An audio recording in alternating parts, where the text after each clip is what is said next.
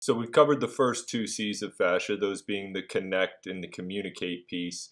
That leads us into the third C, which is coordinate, and this is going to speak to the motor or the efferent aspects of fascial tissue. And for all intents and purposes, this is likely going to be the most applicable or, if nothing else, intriguing component for the strength and conditioning community. But this is really where we are going to see the exchange and interaction of different constituent parts as we are going through different dynamical actions or different movements. And the fascial system or the tissue is going to be really essential for bringing all of these pieces together and then producing a coordinated outcome. If we start out here with a term that is not unique to me, but it's not very commonly discussed or utilized, that being epimuscular force transmission, I think this is almost empirically what role fascia plays in strength and conditioning and in human movement and restoration and so forth. This tensional network of epimuscular connective tissue is not just here, or we don't just have it, rather, for the sake of being this inert packing or filler tissue that is just designed or intended to help keep appropriate proximities and structural alignment of muscles. This is also a connective tissue that is going to be implemented or incorporated with actual force transmissions. So the euphemism that I think of here is no differently than all roads lead to Rome. We can think about this as all force leads to the bone. So where we have our predominant mechanism for force transmission being the musculotendinous junction or the musculotendinous relationship and that longitudinal transmission of force where the muscle contracts, causing a pull on the tendon, then therefore pulls on the bone, and then the bone moves the body forward. Make no mistake about it, that is an absolute certainty, and it is the predominant means for how we are going to experience and then produce force encounters and excursions. However, once again, it is not the complete story. So in addition to our muscle to tendon to bone route of force transmissions, we also have our intramuscular route for force transmission, and this is going to occur predominantly through the myotendinous and myofascial junctions. So we go from the muscle through these adjacent structures back to the tendon over to the bone. But then we have more. So this is where we introduce that terminology, epimuscular connective tissue, and epimuscular is just going to suggest or include intermuscular and extramuscular tissues. From the intermuscular route, we see a connection via what is referred to as the epitendon, that is essentially just the expansion of tissue or collagen that is fascia that is enveloping the tendons, and we see this as being just a bypassing or a rerouting of epimuscular force to tendinous back to skeleton. Then we have our additional intermuscular and then extramuscular structures, so neighboring muscles and tendons or non-muscular structures that eventually will still again lead back to the skeleton. So it may be a little bit difficult to see, but the width of these arrows being a little bit different between this predominant or primary route of force transmission, and then as we come down, we see the arrows get a little bit thinner. Again, I would never try to make the argument that these routes of force transmission supplement or are even equal to what we know being the predominant route. But again, when we're thinking about return to play, or when we're thinking about, for instance, elite athletes that have already saturated every ounce out of this route of force transmission, then we want to start to look down to these pieces here and think about how we can just squeeze out an extra 1 or 2%. So for all intents and purposes, there are 4 predominant pathways or ways that fascial tissue is involved in force transmission. We have our intermuscular force transmission and coordination, so the deep fascia that is situated between adjacent muscular compartments. Force lateralization, which is predominantly going to be experienced when we are incurring eccentric forces and we need to disperse that force across multiple tissues and multiple structures. Our myofascial force expansion, so this goes back to the epitendon, where we are thinking about the broadening of the tendinous structure to help create a bigger surface area for force transmission. And then our key term, epimuscular force transmission, which will occur through both the deep and somewhat the superficial fascia as well.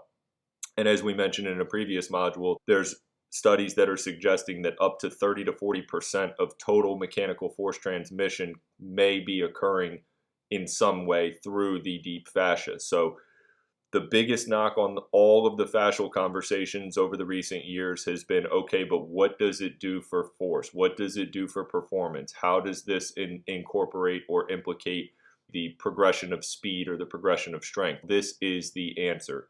And the answer also includes the variability or the deviation of input that is needed in order to produce a total collective improvement on applying force to the skeleton.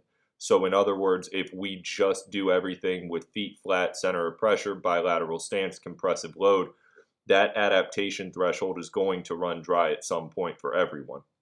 Once that adaptation threshold has vanished, where do we then turn from there? Because if we just continue to do the same process or have the same programmatics or implementation, then we are just being in a constant state of maintenance. We're not doing anything that's actually going to drive meaningful adaptation.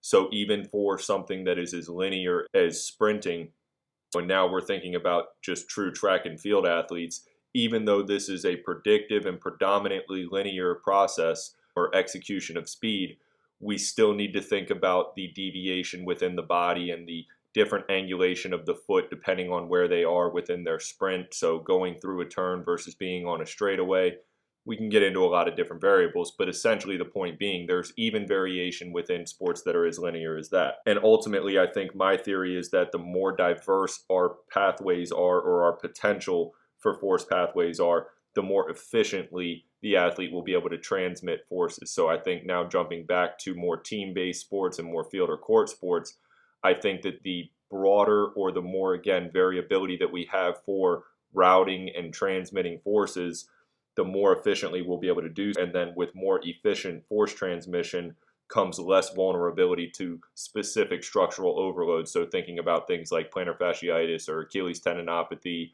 any of the itises that we want to pull on are just mismanagement of stressors and forces. So we can look at this as being a broader or a more versatile way of getting our force to our skeleton will reduce the stress on specific structures. The other concept that we want to think about here with the premise of coordination and coordinating movements is what is known as hysteresis.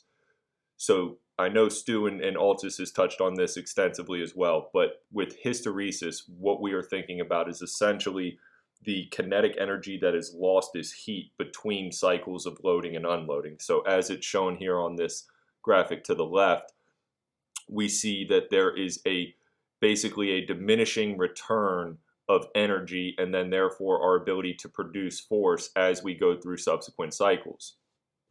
So the thought here is that the better tuned or the more attuned the elastic properties of fascia become, the less consequences of hysteresis we will see through subsequent bouts of training. So in other words, we will be able to produce more force faster for longer if we have an improvement in fascial elasticity. So taking the concept of hysteresis and then moving to the right side of this slide, what we are looking at here is now the nonlinearity within the same muscle between the origin and insertion.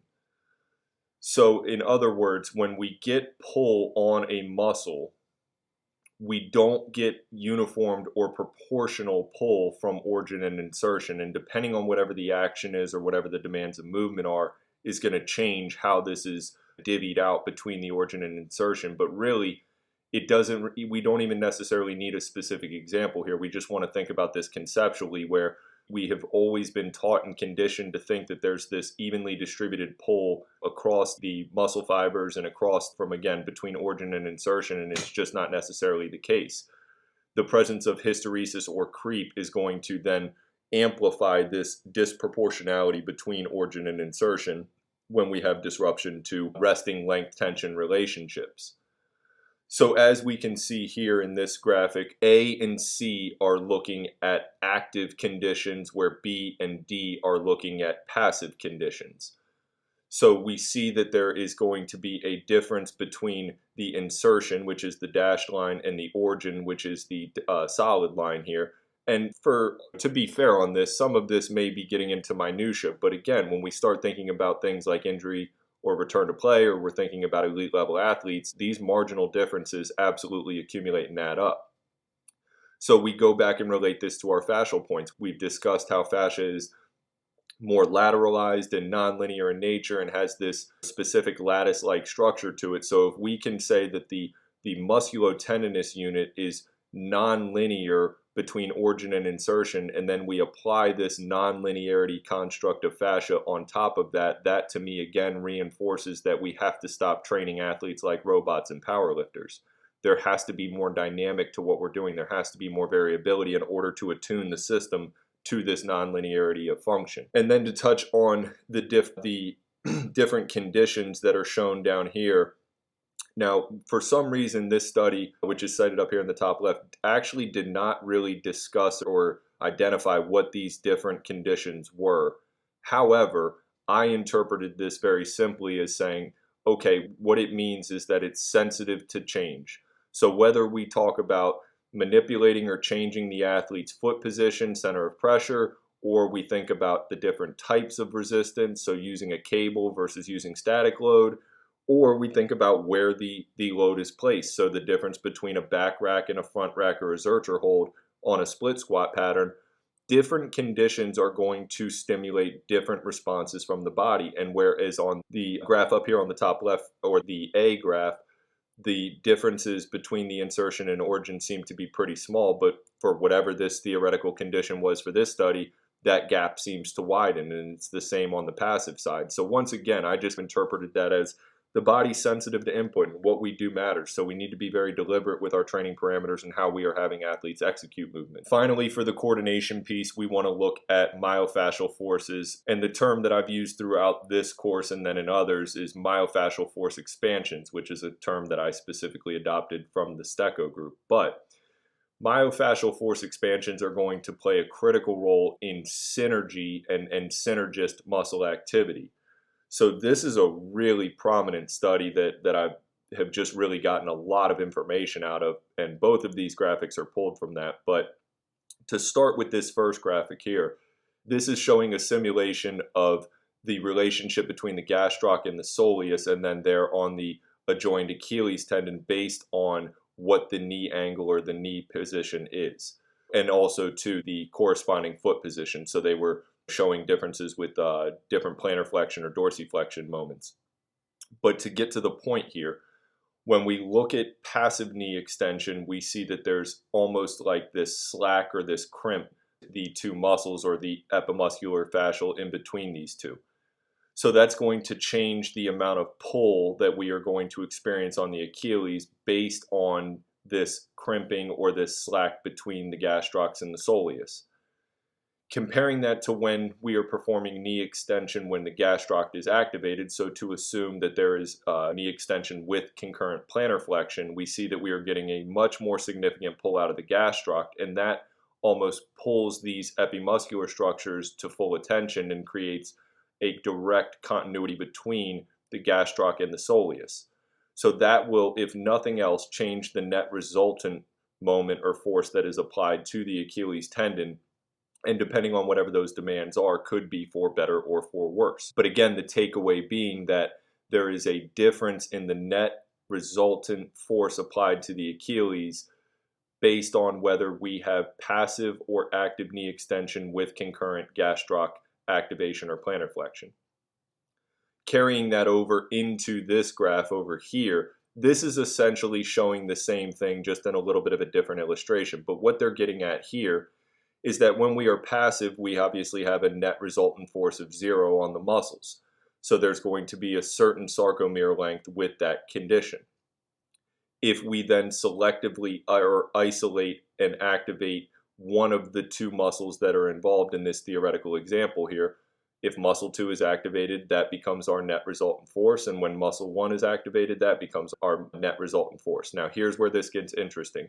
The common belief and what has been practiced in biomechanics for a number of years, I understand there are some that are a little bit more nuanced, but to that end, generally speaking, the common thought would be that, okay, if we have two muscles, we have muscle 1 plus muscle 2 that's going to equal what the combined activation or net resultant force output would become, but that's not necessarily the case. So predictive modeling we need to interpret with a grain of salt, because the summation of the force is going to be different, because as it's identified here, this is not the same F1 as when just muscle 1 was selectively activated. This is a different net resultant F1, and then the same for F2.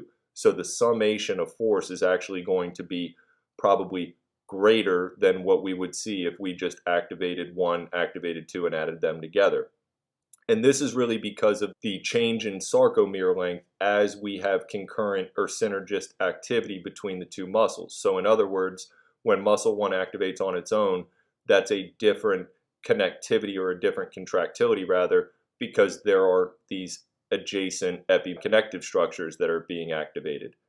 When we have both muscles activated concurrently, that creates a different response from the epimuscular structures, which then contributes to a greater outcome.